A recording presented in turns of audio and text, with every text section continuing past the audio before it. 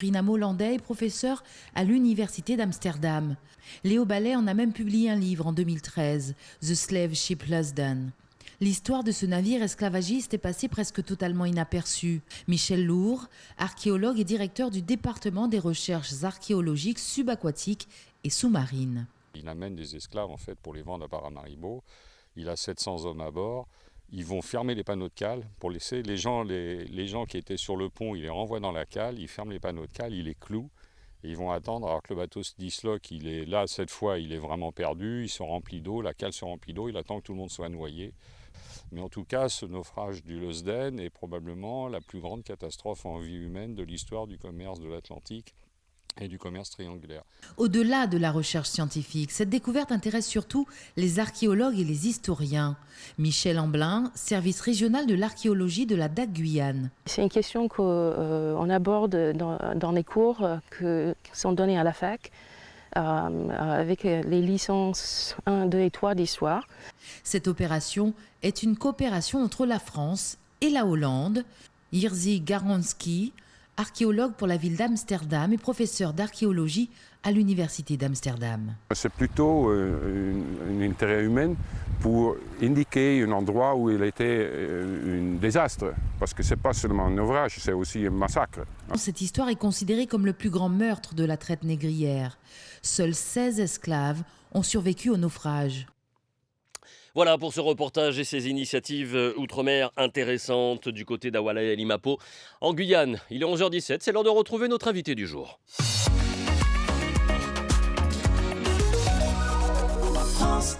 Notre invité du jour de François, c'est Marie-Christine Cazier, candidate à la présidence de la Fédération française d'athlétisme. Bonjour.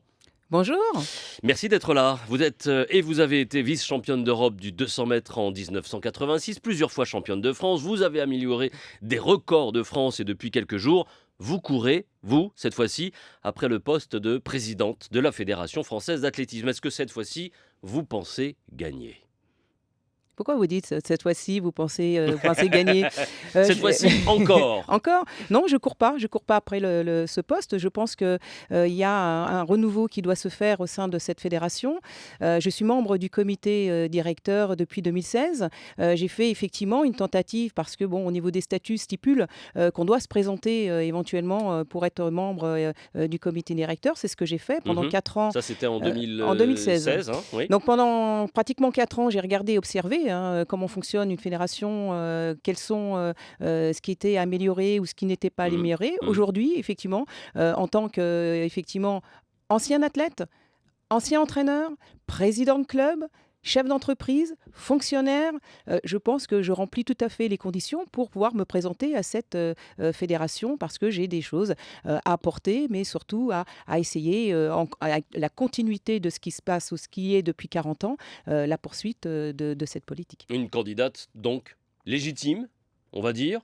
Ce serait la première fois qu'une femme pourrait être élue à la tête de cette fédération. Ça peut bouger ? Oui, forcément, chaque président... Ça doit bouger, ça on le sait, mais est-ce que ça peut bouger ? Oui, il faut que ça bouge. De toute façon, effectivement, la fédération aujourd'hui était quand même en difficulté financière. Elle est en difficulté aussi sur les infrastructures sportives, notamment au niveau des DOM, puisque j'ai pu y assister au niveau de la Martinique, Guadeloupe, voir éventuellement les attentes de la Guyane et de la Réunion, qu'ils ont en fait des attentes depuis de nombreuses années. On a alerté effectivement, ou les dirigeants des îles ont alerté en fait, que ça soit l'État, que ça soit au niveau de la fédération, les difficultés qu'ils avaient de pouvoir développer, détecter et de garder, de préserver en fait ces champions. Aujourd'hui, nous sommes dans l'urgence puisque c'est effectivement un constat a été fait. Ces infrastructures sont quand même déplorables, que ça soit en Martinique, puisque je me suis rendue pendant mes vacances où on a des infrastructures. Vous êtes vous-même martiniquaise. Et je suis martiniquaise, donc là c'est quand même assez incroyable, en sachant aussi que la Guadeloupe passe une convention avec la Martinique en termes de football parce qu'ils n'ont pas des infrastructures adéquates pour pouvoir faire des championnats. Donc, il faut quand même se poser la question au niveau de l'État, comment se fait-il qu'on n'a plus de champions qui émergent au sein des îles ? Les îles qui en ont déjà tellement fourni, et vous en êtes l'illustre exemple. Quel bilan vous faites donc de l'ancien professeur de maths André Giraud, président actuel de cette fédération ? Bah, écoutez, je pense que c'était une continuité, André, que je salue effectivement, Que vous estimez? oui, bien sûr, Mmh. on a de très, très bons contacts. D'ailleurs, il m'a proposé, une mission, hein, d'ailleurs pour la rentrée avec une présentation au mois de novembre, c'est de pouvoir faire une analyse et un bilan, des DOM, concernant la partie infrastructure sportive et comment on peut mettre en place un plan, caraïbéen. Donc je lui ai dit j'en étais, je vais dire, d'accord, Mmh. plus effectivement puisque je suis, membre du MEDEF, qui permet en fait, de pouvoir, comment on peut, redresser en fait la barre sur la partie éventuellement, de ces chefs d'entreprise puisque, dans ce cadre-là, la relation que j'en ai puisque bon je suis magistrate, hein, aussi, également au niveau, juridique qui permet puisque je fais une campagne à titre privé. Ça c'est une première en fait, juste, qui est Ah oui, entre oui, apartés. pourquoi en général ça se fait, C'est, très très très peu puisque bon, je viens avec, des partenaires privés.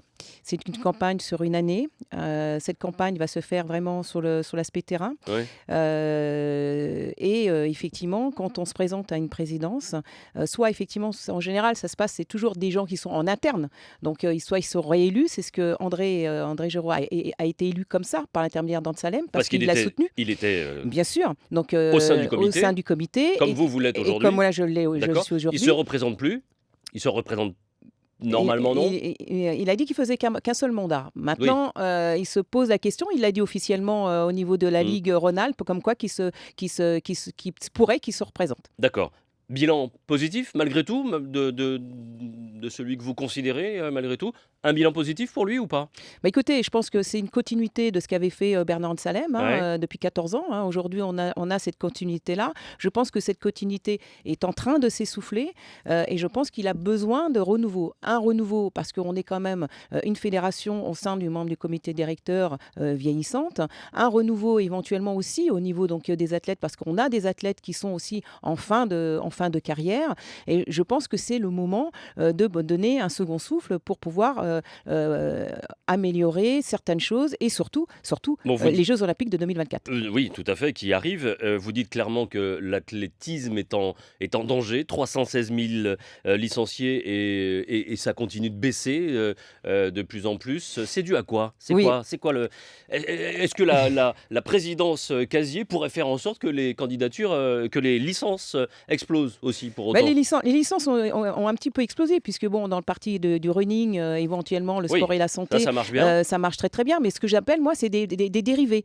Aujourd'hui, il faut pas quand même oublier, c'est qu'on est en perdition en termes de benjamin, en perdition en termes de junior, en perdition en termes donc d'encadrants. Donc pas de relève. Donc il n'y a pas de relève. Mm. Donc si on fait rien, je veux dire, à ce sujet-là, et là je parle de la piste parce que les partenaires, pour avoir des partenaires, c'est quand même la piste, c'est les championnats d'Europe, les Oui. championnats du monde, les Ouais. Jeux olympiques. Ouais. C'est C'est pas ce qui une rapporte fois. le plus. C'est ce qui est le plus emblématique de C'est l'athlétisme. quand même le D'accord. sport numéro un, Mhm. qui est la piste. Maintenant, il ne faut pas non plus dénégliger sur la partie running et sur la partie des produits dérivés que je contexte pas, puisque effectivement ça rapporte, faut pas se leurrer non plus, de l'argent au sein de la Fédération française d'athlétisme. Par contre, ce qui est quand même avec l'État, c'est aussi la partie formation, détection, qui est quand même la piste. Et c'est où ça pêche dans la présidence Giraud, c'est de pouvoir aller puiser et motiver, mais aussi encadrer ces jeunes. C'est ce Oui, que oui. vous souhaiteriez pouvoir mettre en place? Bien sûr, puisque en 2016, j'avais quand même annoncé mon programme avec la création d'une ligue professionnelle. Effectivement, la ligue qui est actuellement est intégrée à la fédération. Il faut savoir que l'athlète n'a pas de statut réel comme dans le monde du football. Un footballeur professionnel, il a un niveau CAP avec une cotisation. En athlétisme, c'est les clubs en fait qui financent. Vous avez travaillé d'ailleurs sur les premiers contrats des sportifs d'athlétisme. Bien C'est sûr, vous qui avec avez mis ça en place, oui, il y a les mandats de 4 ans qui avec Marie-Georges permettaient, Buffet, ouais, qui à permettaient l'époque. en fait de renouveler ces mandats. Mais là, c'était 4 ans. C'était 4 ans qui n'étaient pas en fait renouvelables. Aujourd'hui, il faut que pour les Jeux Olympiques de 2024, qu'on ait un réel statut pour ce sportif qui soit en sécurité, notamment parce qu'il va s'entraîner à 100%. Hein, Ouais, je veux ouais. dire. Et puis ensuite, c'est une ligue amateur qui va permettre aux jeunes, des cadets qui vont être au niveau de la porte, de pouvoir les aider dans leur double projet, c'est-à-dire études et formation, et pourquoi pas sur des formes privées. Et cette sécurité, on va dire financière, économique, hein, et c'est vrai que ça permet de libérer du temps pour véritablement se consacrer à sa discipline. Est-ce que ça n'empêche pas aussi, ça ne bloque pas aussi l'effort physique dès l'instant où on est en sécurité? Vous voyez un petit peu Pas du tout. la difficulté qu'il peut y Pas avoir, du qui tout, peut se poser? pas du Oui. tout, puisque au contraire, ça va les rassurer, Mmh. puisque bon, moi, en tant qu'ancienne sportive de haut niveau, j'ai pu bénéficier à la fois ma carrière sportive de haut niveau, parce que j'ai fait un bilan de compétences qui m'a permis en fait d'avoir plusieurs projets, des diplômes qui m'a permis en fait d'être chef d'entreprise, d'être fonctionnaire, avoir des responsabilités, mais surtout d'être aussi magistrate par l'intermédiaire d'une licence en droit. Maintenant, c'est vrai qu'aujourd'hui, le sportif ne peut plus se contenter uniquement de passer un brevet d'État qui va leur permettre d'avoir du temps pour s'entraîner, puisque après sa carrière de haut niveau, il ne faut pas l'oublier, parce que c'est une seconde vie qu'il a, et pour cela, on ne peut plus avoir des athlètes précaires qui sont minimum, qui représentent l'équipe de France, et que en termes de jargon, comme je peux dire, on ne peut pas chanter la Marseillaise et derrière avoir nos sportifs dans des HLM. Oui, d'accord. À la veille des JO de Paris, il faut mettre en place un programme particulier et ça, vous souhaiteriez pouvoir le faire très, très, très, très, très, très, très rapidement? Tout à fait, très très rapidement, puisque effectivement, étant quand même connue un peu en tant qu'entraîneur, en tant que dirigeante, j'ai prouvé que j'ai monté des structures un petit peu au niveau des clubs avec des fusions, qui a permis de pouvoir avoir le meilleur club, éventuellement à l'époque qui était dans le 91, dans l'Essonne. Aujourd'hui, je crois qu'avec la fusion des ligues, qui sont au nombre de 13, je ne parle pas des îles, mais les îles, c'est pareil. Pourquoi pas, on imaginerait, pourquoi pas, une entente d'infrastructures sportives dans un premier temps où c'est en pourparlers entre la Martinique et la Guadeloupe, puisque la Réunion, c'est beaucoup plus dans un système en fait de course en nature et autres. Mais je pense que si on veut avoir effectivement des champions, et mon souhait, c'est même pas qu'un souhait, c'est d'avoir des médailles aux Jeux Olympiques de 2024 qui sont sur Paris, c'est de mettre en place assez rapidement ce que j'appelle une équipe sous forme de commando. D'accord. Les Jeux de Doha vous donnent un peu raison dans votre discours, viennent appuyer un petit peu le fait qu'il faut changer véritablement les choses. C'est un bilan médiocre, hein, voire j'allais dire très médiocre, mais pour l'instant, mais c'est pas terminé, cela dit. Alors, oui, effectivement, c'est pas terminé, donc on peut pas dire non que c'est médiocre. Je pense qu'il faut comprendre deux choses. La première, effectivement, il y a la chaleur et l'humidité. Et moi, en tant qu'ancienne sportive de haut niveau, c'est vrai que jamais, je me présente dans un grand championnat, surtout des Jeux Olympiques, des championnats du monde, parce que les championnats du monde, c'est très très dur. Le niveau est très très relevé par rapport à un championnat d'Europe ou voire même des Jeux Olympiques. Pourquoi ? Parce que quand on est dans un pays et qu'il y a un décalage horaire et qu'il y a la température qui est aussi forte que cela, eh ben on se prépare auparavant. On ne vient pas effectivement dans un championnat 3 jours avant parce qu'il n'y a pas d'accoutumance. On a des difficultés à respirer. Donc ça veut dire quoi ? Ça veut dire que, comme moi je l'ai fait quand je suis allée à Tokyo, c'est de venir éventuellement faire la préparation phase terminale auparavant et rester en fait sur place. Et là, je parle sur l'équipe générale. On ne peut pas gagner dans ces conditions, c'est ce que vous dites. On ne peut pas gagner dans ces conditions. C'est pas qu'on ne peut pas gagner, mais c'est qu'aujourd'hui, quand je vois la coureuse de 100 mètres, Vialette, qui annonce dans les réseaux sociaux qui est toujours à Paris, qui court dans 2 jours ou 3 jours. Donc, excusez-moi, mais qui va courir 40 degrés.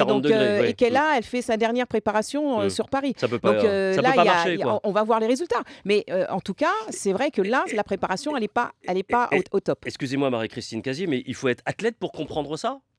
Non, il ne faut pas être athlète, mais simplement, il faut avoir quand même des connaissances. Si on parle effectivement de la piste, qu'on parle effectivement, là, on est quand même sur des Jeux Olympiques, on est quand même sur des championnats du monde, on est sur des championnats d'Europe. Là, on ne parle pas de formation, comme on peut mettre en adéquation des formations qui seraient potentiellement reconnues aussi là sur le marché du travail. On ne parle pas éventuellement combien de licenciés on peut avoir pour pouvoir éventuellement augmenter en fait le budget de la Fédération française d'athlétisme. Là, on est sur un système, comment on peut avoir des champions pour avoir des médailles aux Jeux Olympiques de 2024. Parallèlement à tout cela, vous souhaitez dans votre programme de candidate à la tête de cette Fédération française d'athlétisme créer une cellule Allo Maman de la FFA pour les athlètes en difficulté sociale, également pour les immigrants qui souhaitent devenir français, permettre une meilleure possibilité donc, de tout cela, mais aussi combattre le sexisme, le racisme, les inégalités hommes-femmes. Et vous pensez pouvoir y arriver, pouvoir combattre cette loi des l'homme blanc de plus de 50 ans, toujours à la présidence et des grandes institutions? Oui, tout à fait, puisque c'est pas grand-chose, hein. C'est simplement d'ailleurs l'État a mis en place un système avec un numéro de téléphone, un bureau. Je pense que la fédération est capable aujourd'hui de faire cela dans l'instant T. Donc ça, c'est aussi un de mes objectifs, même plus qu'objectif, parce que c'est ce que je mettrai en place quand je serai élu. Donc les élections, c'est le 5 décembre 2020. Donc ça, c'est la première chose. La deuxième chose aussi, c'est que tout ce qui est en fait caché par le sportif, une fois qu'il a fini sa carrière, on ne peut pas représenter l'équipe de France et ensuite faire disparaître en fait ce champion sans pouvoir l'utiliser en quelque part, sans pouvoir, parce qu'il a peur en fait d'expliquer sa situation. Combien d'athlètes aujourd'hui étant en difficulté sur le plan financier ou sur le plan professionnel? Et je vais en prendre un seul aujourd'hui, qui malheureusement n'est plus de ce monde, qui est de ma génération, qui était Pierre Quinon, qui était champion olympique à 20 ans, qui malheureusement effectivement n'a pas pu accéder au poste en fait de représentatif des équipes de France.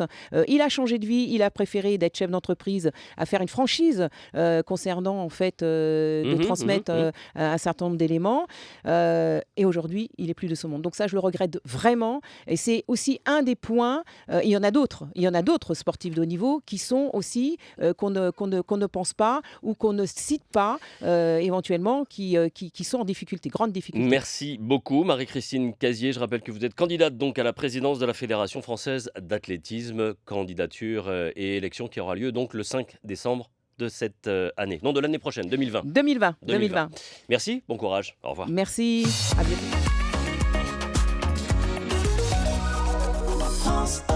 C'est l'heure de retrouver l'actu du numérique avec Pascal Rizzo, une enquête réalisée auprès de développeurs et autres professionnels de l'informatique.